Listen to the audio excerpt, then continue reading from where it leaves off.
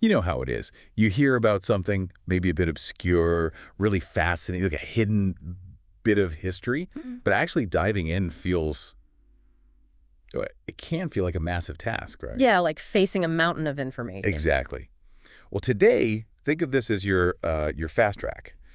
We're diving into one of TV's really weird and intriguing mysteries, the missing episodes of classic Doctor Who. And it's fascinating straight away, isn't it? Because it's not just like lost TV shows. It really gives you a glimpse into a whole different era, a time when the idea of, keeping television, archiving it long term, it just wasn't really a thing. Right. When Doctor Who started, broadcast history wasn't treated like Oh, well, history. not at all. It seems incredible now, but back then a show aired, and that was kind of it. Job done. Served its purpose. Economically, it was seen as, well, useless after broadcast. Disposable. So it saved money, saved space, saved resources. They just recorded over the old tapes regularly. Yeah, standard practice. Can you even get your head around the sheer amount of stuff that must have been wiped? Not just Who, but everything. It's staggering.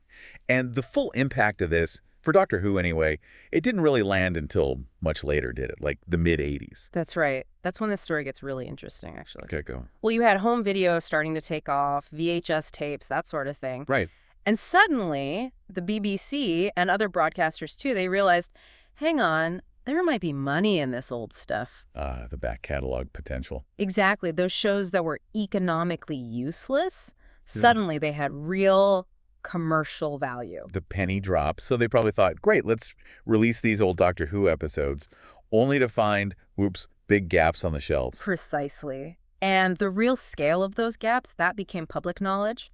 Around 1981, there was this comprehensive guide published to the BBC archives. Okay. And for the fans reading that, it was a genuine shock. I bet. Discovering huge chunks of the show you love just weren't there anymore. Gone. Must have been properly devastating for the fandom back then. Oh, absolutely. So let's get into it. Which stories really got hit the hardest? Where should we start? Well, a really key early one is Marco Polo from 1964. Okay. And this one's significant because, well, all 7 episodes are completely missing from the BBC archive. 7. Wow. All gone. So what is left from it? Anything? Surprisingly, yeah, quite a bit in different forms. We've actually got full audio recordings for most of the episodes. Oh, way. How? Thanks to a couple of really dedicated fans back in the 60s. David Holman and James Russell, they recorded the sound off-air when the episodes were first broadcast. That's amazing foresight. Just holding a microphone to the telly. Sometimes, yeah, but these guys often had a slightly better setup, still incredible dedication, so you can at least hear the story. That's something, definitely. And get this Holman's recording of the last episode, episode 7, it had this tiny gap, like 10 seconds missing, but Russell's recording, it covered that exact bit. So between them, we've actually got the complete audio restored, fans literally filling in the gaps. That's fantastic. Okay, so audio's covered. What else? Any pictures? Yeah. In 2004, these things called telesnaps turned up. They belong to the director's family. Telesnaps. Those are the photos taken of the TV screen during the broadcast, right? Exactly that, like a photographic storyboard made after the fact. Now, the ones for episode 4 are still missing. Oh. But there's evidence they were taken, so, there's always that tiny sliver of hope they might just appear somewhere someday. Fingers crossed. Any actual moving footage? Even tiny bits? Not really moving footage, but an Australian fan took 8 photos, off their TV screen while watching episodes 6 and 7. Wow. And there are loads of production photos from the making of it, too. Many in color, which is great. Okay. And 9 actual film prints of Marco Polo were sent overseas for international broadcast. And the journey some of those prints took, it's a whole saga. Like a proper detective story, hunting these things down. Yeah. Any really frustrating near misses? You hear stories. Oh, definitely. The story of print number 7 is a killer. It started in Nigeria, aired episode 1 in 65. Might have gone to Ghana, maybe Kenya, then back to Nigeria. All right. Then, fast forward to the mid-90s, a TV station somewhere in Africa contacts the BBC, says something like, hey, do you want seasons 1 and 2 back? Which could easily have included Marco Polo. Could very well have, but apparently someone at the BBC just said no thanks, declined the offer. Ouch. That hurts just hearing it. A real what if. A massive what if. So you see how a show that was initially just chucked away through fan effort and these weird twists of fate becomes this huge preservation saga. Absolutely. Any other potential copies floating about? Thailand. Ethiopia. Still some question marks there. Destruction isn't confirmed, but probably gone. Canada's copies. Likely junked, but no solid proof. It really is like a global game of lost and found. It really is. What about behind the scenes? Any drama during the making of Marco Polo itself? Oh, yeah. William Russell, Ian Chesterton, he was apparently pretty miffed about not being on the Radio Times cover. Oh, Yeah, it was Hartnell with 2 guest stars. None of the regular TARDIS crew. He wasn't happy. can understand that. And he also complained about last-minute script changes. Episode 4 suddenly got 6 minutes longer the day before recording. Stressful. Yeah. But the producer, Verity Lambert, she took it on board, promised to communicate better. Okay, so if I wanted to sort of experience Marco Polo now, what are my options? Well, there's an official BBC reconstruction. It's on the beginning DVD box set. But it's cut down, only about 30 minutes. Right, a taster. For something more complete, there are fan reconstructions. A group called Loose Cannon did 2 main ones. They mixed the audio with the telesnaps, production photos, that sort of thing. Okay. ALC-17 tries to do it in color. LC-39 uses the telesnaps in black and white. There's also a remastered audio version from BBC Radio, narrated by William Russell himself, Oh, that's and novelization, but no official animation yet, anyway. fascinating. So a real patchwork quilt keeps it alive. Yeah. Okay, let's move on. Next missing one. The Reign of Terror, 1964, French Revolution setting. Yep. For this one, it's episodes 4 and 5 that are missing from the archive. 2 more gone. What survived this time? Audio again. Audio again, yes. David Holmes' recording is really good quality, though there's about a minute missing from episode 4. Ah, but wait. Let me guess.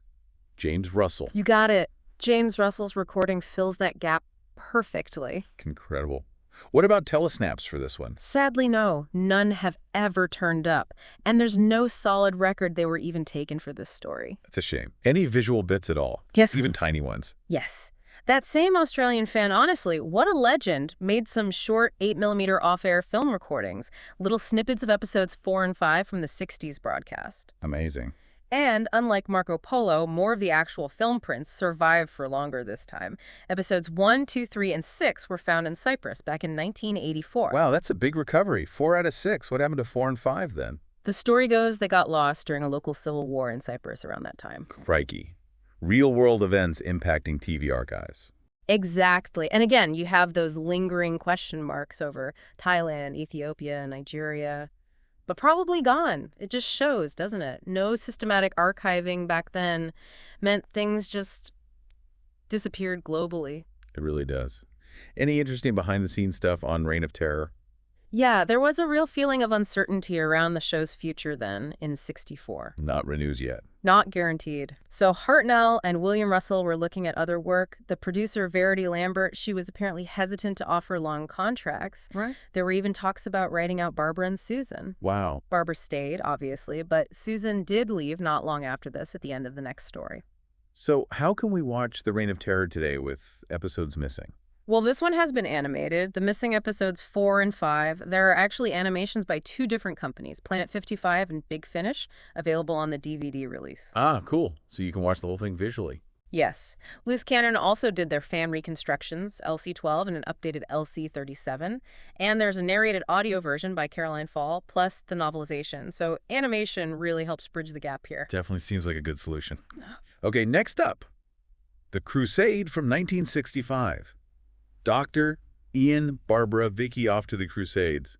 What's missing here? For this 4-parter, it's episodes 2 and 4 that are gone. Half the story. What survives? Audio-wise, David Holman's recording is considered the best again. James Russell also recorded it.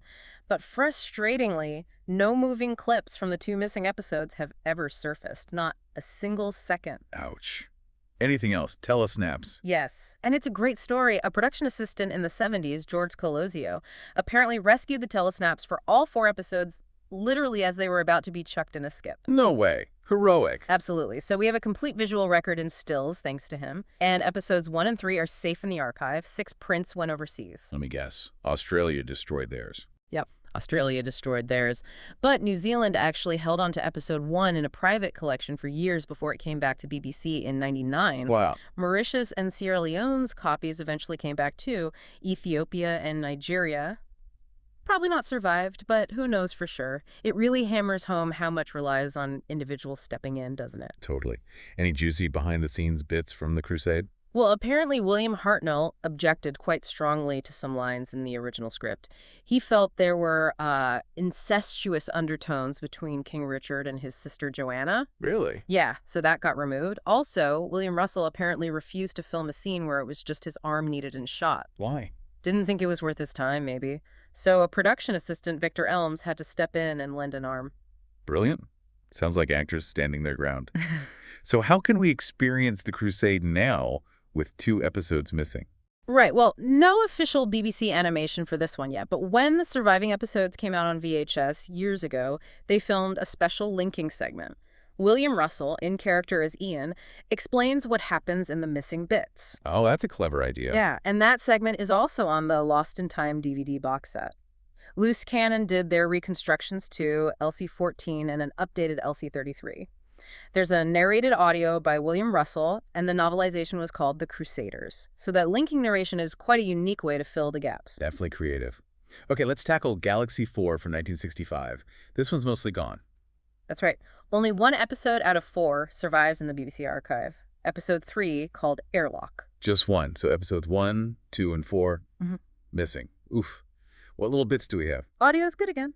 David Holman's recordings are considered top tier, but Alan Wilson and James Russell recorded it too. And that surviving episode 3, Airlock, that was a huge rediscovery. When did that turn up? 2011. It was found with a chap called Terry Berners. He'd had it since the 80s, apparently didn't realize it was officially missing. Amazing. After all that time. Yeah. Though the print he had was missing the last 30 seconds, the end credits. But still, finding a whole episode after decades, incredible. Absolutely. Every little bit counts. Anything else from Galaxy 4? Any visuals from the missing ones? Actually, yes. A decent chunk this time. 6 whole minutes from episode 1 survived. 6 minutes. How? A fan, John Vincent Mitski, kept it after making some kind of documentary. And that Australian fan, again, recorded 10 seconds off-air back in the 60s. I really got around. Didn't he just? 3 prints went overseas. Australia sent theirs back in 75. That's probably where the rediscovered episode 3 came from. All right. Sierra Leone returned theirs too. Singapore might have had it, but, you know, the drill. Probably destroyed. Seems Australia was pretty good at sending things back, relatively speaking. What about the mood on set for Galaxy 4? Sounds like a tough one. Yeah, reports suggest it was pretty tense. Verity Lambert was leaving as producer, handing over to John Wiles. The original director got sick, had to be replaced. Oh, dear. And the main cast weren't happy with the scripts, apparently. Peter Purves, who played Stephen, famously complained his lines felt wrong for the character, like they were written for Barbara. Right. Inconsistent characterization. Yeah. And it got so bad that the new producer, John Wiles, actually threatened to fire William Hartnell at one point. Crikey. Really? So, sounds like a really turbulent, stressful time for the show. Definitely sounds it. So, how can we watch Galaxy 4 today? Okay, the surviving episode, Airlock, you can find that as an extra on the special edition DVD of the Aztecs. Right. And alongside it, they included a cut-down reconstruction of the other 3 episodes using stills and audio. For a fuller fan version, Loose Cannon did LC-11 back in '99. Apparently, there's an updated one, but it's not officially released due to rights issues. Okay. And you can get the audio version narrated by Peter Purves, plus the novelization. So, yeah, 1 full episode, and the rest is a patchwork, really. A real mixed bag for that one. Now, we've mentioned these audio recordings so much. They seem absolutely fundamental to all this, don't they? Oh, completely invaluable. It's incredible, really. Audio copies exist for almost all the missing episode soundtracks. And it's mostly thanks to fans just recording them at home. Primarily, yes, fans in the 1960s. Some, like we said, just holding a microphone to the TV speaker. Primitive, but it captured something. Better than nothing. Definitely. But others, like a chap called Graham Strong, figured out clever ways to record the audio signal directly onto their reel-to-reel tape recorders. Bypassing the speaker and mic. Exactly, which meant much, much better sound quality. Graham Strong. His name keeps cropping up. His recordings are the best, aren't they? Generally, yes. For the period from the Daleks Master Plan right through to the Dominators in the Troughton era, his direct recordings are considered the gold standard. Wow. He did unfortunately miss a couple, or accidentally recorded over them, like the Celestial Toymaker, and apparently the BBC initially turned him down when he offered them. You're kidding. Nope. Thankfully, a friend, Stephen Crosdale, put together a sample tape. got it to Paul Venetzes, who was key in the BBC's restoration work, and they finally got in touch with Graham in 1994, a real turning point for preserving the audio legacy. Astonishing how close we came to losing even those high-quality tracks. What about David Holman? We mentioned him for the early ones. Yeah, his story's amazing, too. His high-quality recordings were apparently just sitting in a memorabilia shop until 1995. No. Yeah, the owner didn't realize quite how important they were. Holman's tapes were vital for those earlier Hartnell stories like Marco Polo, because before they surfaced, only really poor quality audio existed for some of them. Right. And he also had the Celestial Toy Maker, which Graham Strong had accidentally wiped. Another fan, Alan Graves, was key in persuading Holman to loan his tapes to the BBC. It really shows the fan community working together. It's genuinely inspiring, a network of dedicated people saving this history bit by bit. Okay, let's move to a really unique one. Mission to the Unknown, 1965. Yeah. It's a single episode, right? A sort of prequel. That's right, a one-off episode setting the scene for the big 12-parter, the Daleks Master Clan. And sadly, yes, this unique little episode is completely missing. Gone. Wow, a whole single episode vanished. Ah. What scraps do we have? Audio. Audio, yes. The best quality is thought to be from David Butler. He was just a schoolboy when he recorded it, so his efforts were a bit limited, but still crucial. Hood on him. Helen Wilson and David Holman recorded it too, but the quality's apparently not quite as good. But visuals, nothing. No clips, no telesnaps. Oh, dear. We don't even have any surviving pictures of the main guest actors, the space security agents. We literally don't know what their costumes look like. That's mad. What about prints? Did he go overseas? 2 prints were sent out internationally. Where are they now? Absolutely no idea. Australia got one, but never showed it. There's a tiny, tiny chance it might have aired in Singapore in '72, but probably gone. Another Singapore mystery. Yeah. Any interesting background to this odd little episode? Well, it was Verity Lambert's very last credited episode as producer. She handed over to John Wiles right after. End of an era. And apparently her working relationship with Hartnell was pretty strained by then. Also, Terry Nation, the Dalek creator, he was using this episode to kind of test the waters for a Dalek spin-off series. Hey, really? A Dalek show in the 60s? That was the idea. It never happened, obviously. So, Mission was quite pivotal, a production change, a potential spin-off that died, all in one lost episode. A stepping stone to nowhere, in a way.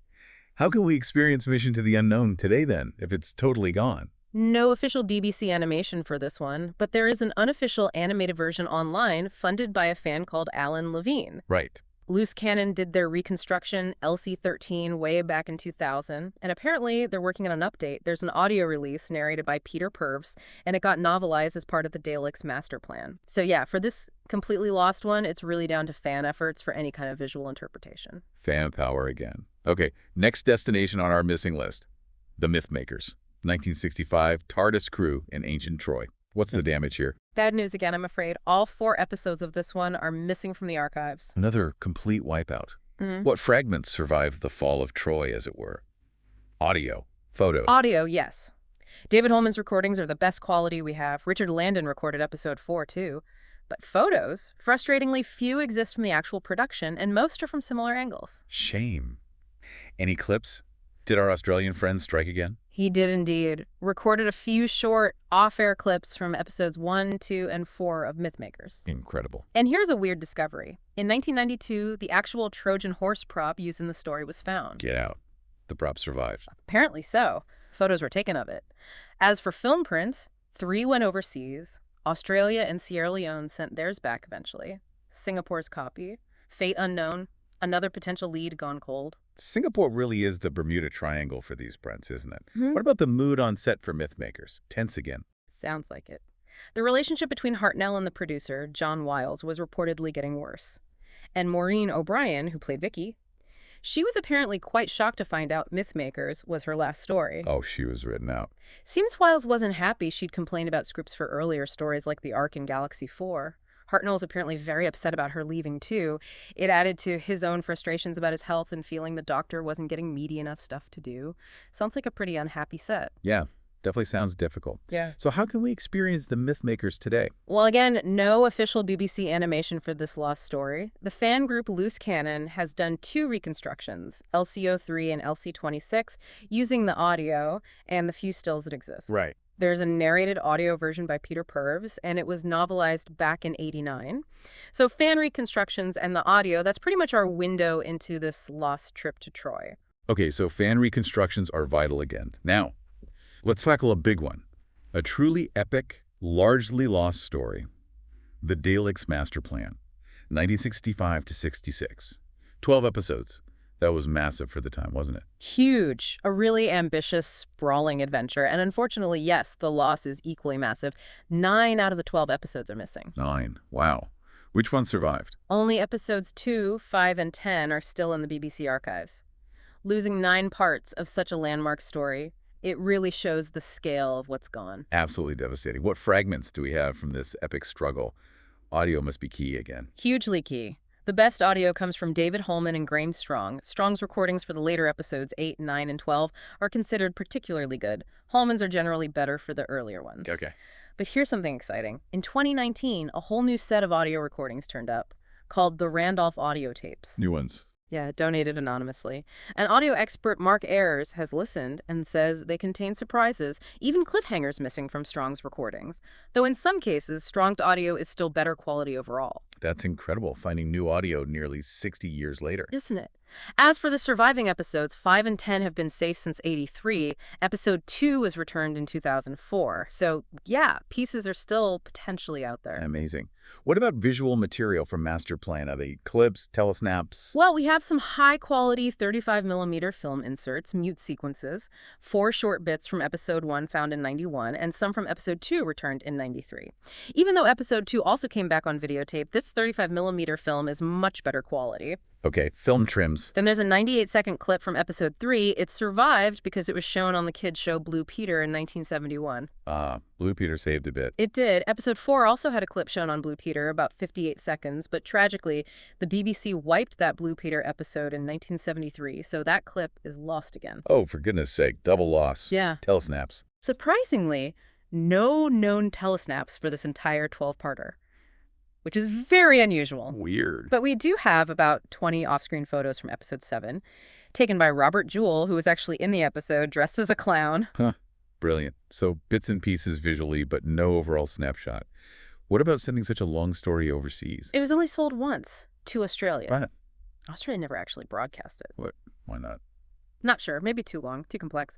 Anyway, the prints were either destroyed or sent back to the BBC. Interestingly, Episode 7, the weird Christmas one called The Feast of Stephen, wasn't even included in that Australian package. And the BBC wiped their own master of that one too, so chances of it ever turning up are basically 0. Wow. As for the recovered Episodes 5 and 10, found in '83, and Episode 2, found in '04, it's still not totally clear if they came from that Australian batch or were copies the BBC still had somehow. Bit of a mystery. Even the survivors have question marks. What was the atmosphere like making this hugely ambitious but clearly troubled production? Sounds like it was incredibly difficult. That bad relationship between Hartnell and producer John Wiles just got worse. Wiles apparently got really annoyed when Hartnell ad-libbed or changed lines. Oh, dear. There was even a brief strike by some crew members after Hartnell had a row with his dresser. Seriously. Yeah. And attempts were actually made during production to replace Hartnell with another actor. But apparently, BBC bosses higher up vetoed it. Wow, they tried to replace him mid-serial. Seems so. In the end, both John Wiles and the script editor, Donald Tosh, actually resigned during the making of Master Plan. It sounds utterly chaotic. A truly chaotic production. So how can we watch the Daleks Master Plan today with 9 episodes gone? Animation. No official BBC animation yet. The 3 surviving episodes, 2, 5, and 10, are on the Lost in Time DVD box set. Okay.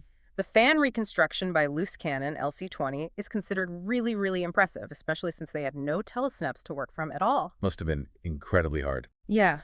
There's an audio narration by Peter Purves covering the whole thing, and the novelization was so long it got split into 2 books, Mission to the Unknown and The Mutation of Time.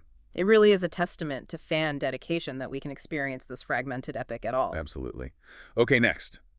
The Massacre of St. Bartholomew's Eve, 1966. A historical story.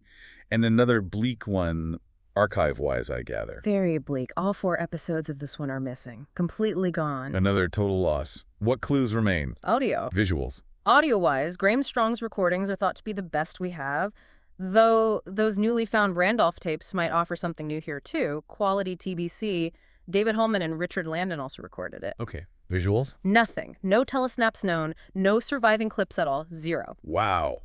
That's stark. And this is the one where, famously, no photos exist of William Hartnell wearing his second costume, the Abbot of Amboise outfit, though Loose Cannon cleverly used composite images in their reconstruction. Some more general production photos have turned up recently, though, including a cool one showing them filming the TARDIS caption sequence. As for prints, 3 went overseas, Australia junked theirs, Sierra Leone sent theirs back, Singapore, guess what? Fate unknown. Exactly. It just highlights again how incredibly fragile this stuff was. Totally. Any interesting nuggets from behind the scenes of the massacre? Yeah, apparently the original ending plan for the last episode was going to have a quick cameo. As the TARDIS dematerialized, you'd briefly see the Doctor's old companions, Ian and Barbara, watching from contemporary London. Oh, wow. That would have been lovely closure. Wouldn't it? Yeah. But they changed it. The final shot is just some random woman walking her dog. A small change, but it really alters that sense of connection for longtime viewers. Definitely a missed opportunity. How can we view the massacre today, then? No official BBC animation. Loose Cannon have done 2 reconstructions, LC-16 and LC-40, using the audio and stills. The audio narration by Peter Purves is available, and it was novelized in '87. So yeah, fan reconstructions are really the only way into this lost historical drama. Fan reconstructions holding the fort again. Okay, our next stop is The Celestial Toymaker from 1966. Now, I know at least one episode of this survived, right? Yes, thankfully.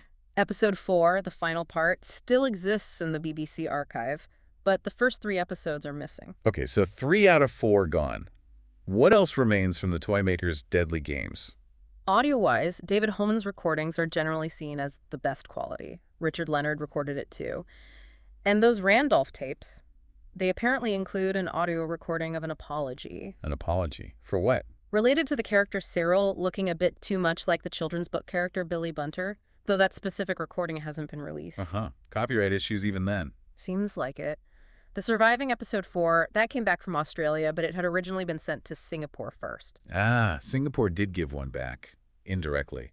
Indirectly, yes. But sadly, no telesnaps, no clips at all from the 3 missing episodes have ever been found. 3 prints went overseas.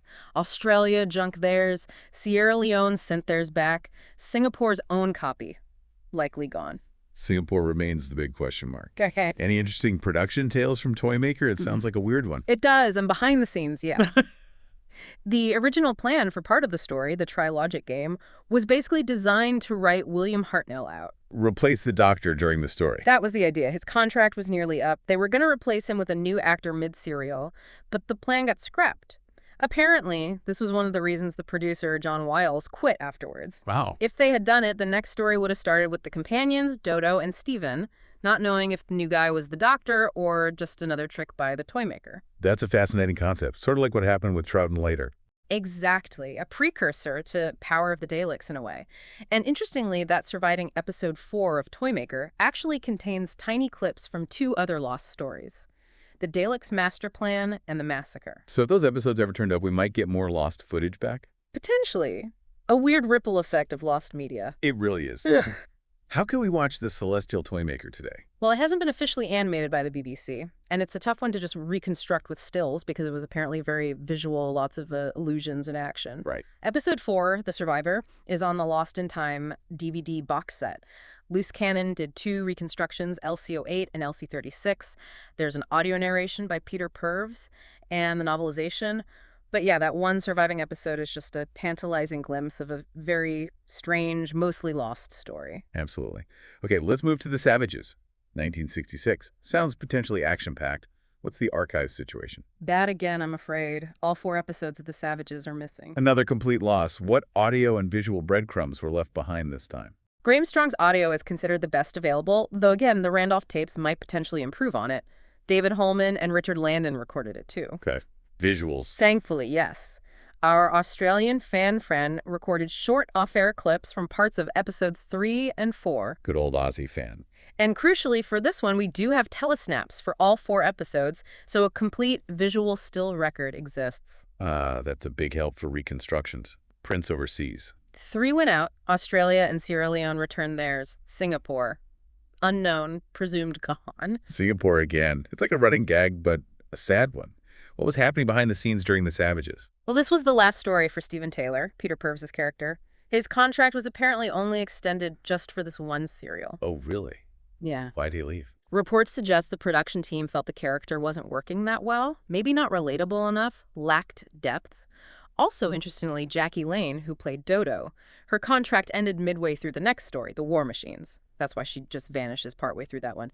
So The Savages marks a big change in the companion lineup. A real turning point for the TARDIS team. How can we watch The Savages today? As of the last big check around 2019, The Savages hadn't had an official BBC animation. The surviving clips are on the Lost in Time box set. Right. Loose Cannon did 2 reconstructions, LC06 and LC29. The audio soundtrack, narrated by Peter Purves, is available, and it was novelized in '86. So for now, it's fan reconstructions putting Stephen's final adventure back together. Absolutely. Okay, next serial. The Smugglers. 1966. TARDIS lands in 17th century Cornwall.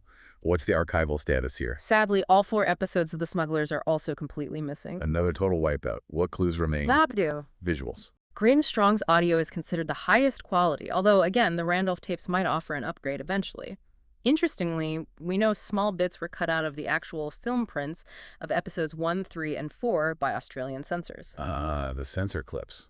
We'll come back to those. Exactly. But the really cool survival for this one, because a lot was filmed on location in Cornwall. Yeah. A passerby happened to film the production team while they were working using a 60mm color film camera. Color. Wow. That must be amazing. It is a beautiful, unique glimpse of the making of the story, totally different from the usual black and white studio stuff. But sadly, no telesnaps exist for The Smugglers. Shame. Prince overseas. 3 went out. Australia and Sierra Leone returned theirs. Singapore, unknown. That color amateur footage, though, that's a real treasure. It really sounds it. What was the atmosphere like during The Smugglers production? Hartnell's health was declining by now, wasn't it? Yes, reports suggest it was getting really tough for him. His health was worse, and he was also apparently quite unhappy with the new companions, Polly and Ben, who had just joined. All right. And it was actually during the filming of The Smugglers that the producer, Innes Lloyd, got the official go-ahead from the BBC bosses to recast the Doctor. Wow. So the decision was made then. Yes. And Lloyd then had that difficult conversation with Hartnell himself. Hartnell had really wanted to do 5 seasons, but he understood physically he just couldn't carry on. He was apparently reassured Patrick Troughton was a good choice.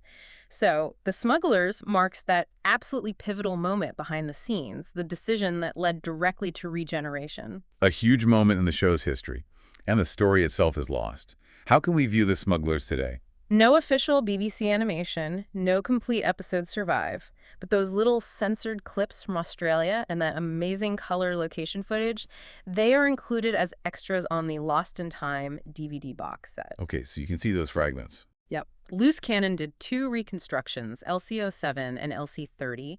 The audio soundtrack, narrated by Anneke Wills, who played Polly, is available, and it was novelized quite late in 1993. So those surviving bits offer a really poignant look at Hartnell's final, regular story. Absolutely. Now, you mentioned censor clips there. Let's quickly touch on those because they pop up a few times. What exactly were they? Right. So back in the 60s, broadcasters in places like Australia and New Zealand had censorship rules, obviously. They'd often cut bits out of TV shows and films they thought were too violent or offensive or just unsuitable. And Doctor Who got snipped too. Oh, yeah. If an episode had a bit they didn't like, they'd physically cut that section out of the 16mm film print before broadcasts. And crucially, sometimes, they kept those little offcuts. Just filed them away. Seems so. Just bundles of little censored snippets. So how did these bits resurface? They must have been hidden away for years. They were, until 1996 in Australia. A really dedicated fan, Damien Shanahan, found out about this huge archive of censor clips from all sorts of shows, including Doctor Who. To get access, he apparently pretended to be a research assistant for a university student friend. Huh. Whatever it takes. Exactly. He spent ages sifting through boxes and files and eventually unearthed a load of these tiny Doctor Who clips from episodes that were otherwise completely lost. It's purely thanks to his detective work that these little visual fragments survived. That's incredible. Fan dedication, literally rescuing lost seconds of the show. Amazing. Okay, we're nearing the end of the Hartnell era's missing stories. Penultimate one. The 10th Planet, 1966. Hugely important, the first regeneration. Now, most of this survived, didn't it? Yes, thankfully. Episodes 1, 2, and 3 exist as 16mm film prints in the BBC archive. It's just the final episode, episode 4, that's missing. But that's the one with the actual regeneration. Well, yes and no. The actual regeneration scene, the visual effect, about 30 seconds of it, that does survive. Oh, Blue Peter again, they showed it on the program, and that recording survived. thank goodness for Blue Peter. Absolutely. Audio-wise, Graham Strong's recordings are top quality. Some fans even say they sound better than the original broadcast tapes. We also have a full set of telesnaps for all 4 episodes and some short off-air audio recordings from episode 4. Okay. Prince overseas. 2 went out, Australia returned theirs, Singapore, fate unknown. So yeah, we're just missing that final crucial episode minus the regeneration effect itself. Still a big gap, though, the climax of the story. How did production go on that final episode, especially with Hartnell being so ill? Yeah, filming his last story was apparently very tough for him. He got bronchitis during episode 2. They actually rewrote episode 3 to give some of his lines to another actor. Wow. But he was determined to come back and finish episode 4. As for the regeneration scene itself, the original idea was apparently just going to be like an earthquake causing the change. Bit dull. Yeah, but a vision mixer named Shelley Hadfield had the brilliant idea of using a faulty mixing desk effect to visually merge Hartnell into Troughton, that famous whiteout flare effect. Genius. Absolutely iconic. And they held a proper departure party for Hartnell afterwards, celebrating his massive contribution. Sounds like a fitting, if maybe a bit sad, farewell, despite the difficulties. Definitely fitting. So how can we watch The 10th Planet today with episode 4 missing? Good news here. In 2013, the BBC released it officially on DVD, and they commissioned an animated version of the missing episode 4, done by Planet 55. Ah, brilliant. So the whole story is watchable. Yes, the animation bridges the gap. The DVD also included an official telesnap reconstruction of episode 4, made by Ralph Montague as an extra. Loose Cannon had done their fan reconstruction way back in '98, LCO4. The audio, narrated by Anneke Wills, is available, and it was novelized in '76. So thanks to animation, we can finally see that whole story, including the lead up to the first regeneration. Fantastic. Okay, our final missing serial from the black and white era, and a huge one for the show's survival. The Power of the Daleks. 1966, Patrick Troughton's debut. Yeah. And sadly, completely missing, isn't it? Yes. All 6 episodes of Troughton's first story are gone from the archives. A complete loss, which is really sobering when you think this was the start of a whole new era for the show. It really is. 6 episodes gone. What survived the wipe? Audio. Clips? Audio, yes. Graham Strong's recordings are considered the best quality again, with backups from David Holman and John Linden. And despite the episodes being totally lost, a surprising number of short visual clips have survived. Really? They were used in other TV shows at the time. Bits appeared in Tomorrow's World, ABC Perspectives, Wicker's World. Add them all up, and it's almost 2 minutes of footage. Wow. That's quite a bit, relatively speaking. Yeah. Plus, there's a tiny 6-second effects sequence, an incomplete trailer for episode 1, and some small off-air audio recordings from the first 2 episodes. And crucially, a full set of telesnaps for all 6 episodes exists. Telesnaps are lifesavers again. Prints overseas, Australia and Singapore. Yep, 2 prints made. Australia sent theirs back. Singapore's copy, very likely destroyed.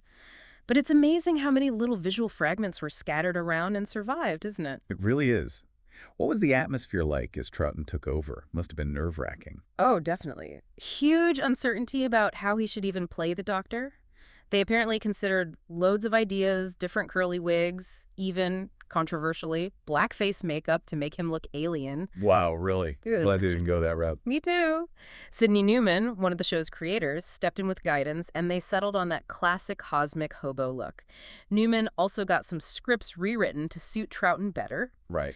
And apparently, Anneke Wills and Michael Craze, the companion staying on, played a prank on Troughton in rehearsals, wore T-shirts saying, "Come back, Bill Hartnell, all is forgiven." Ah, bit cheeky. Yeah.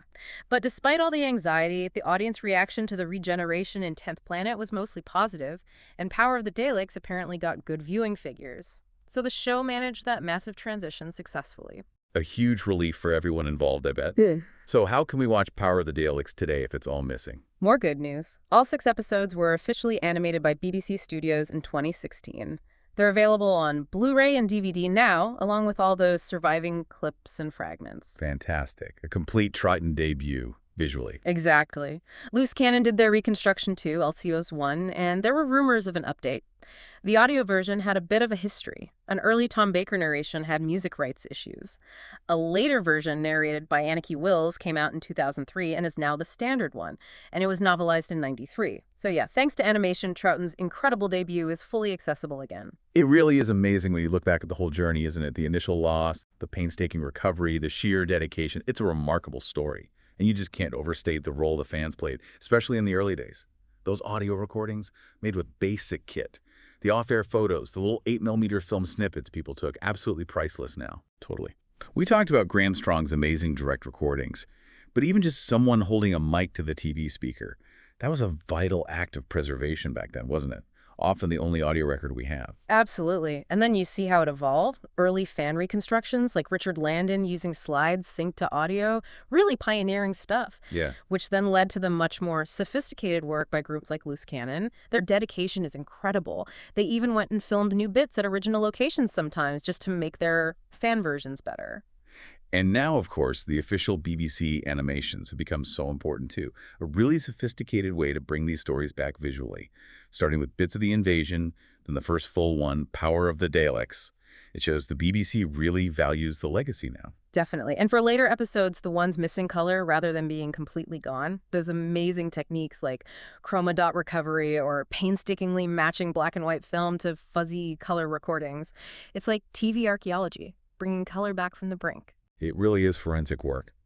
So looking forward, what's the future for the missing episodes? Is there still realistic hope of finding more? Well, the hunt definitely continues. Fans, researchers, the BBC, people are always looking.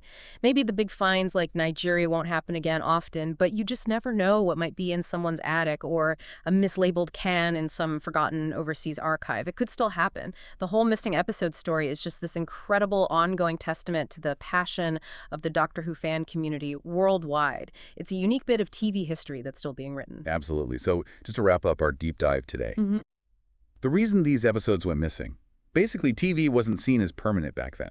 Tapes got reused, simple as that. Yeah, cost saving and lack of foresight. The shock came later, with home video, when everyone realized what was actually gone.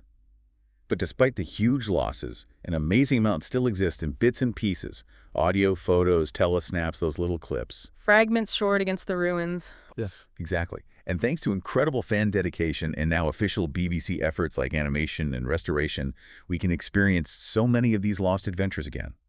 This dive has really been a shortcut, hasn't it, to understanding this weird, complex, but ultimately fascinating chapter of TV history. It really has, and it makes you think, doesn't it? All this effort spanning decades to recover and reconstruct what was essentially seen as disposable entertainment.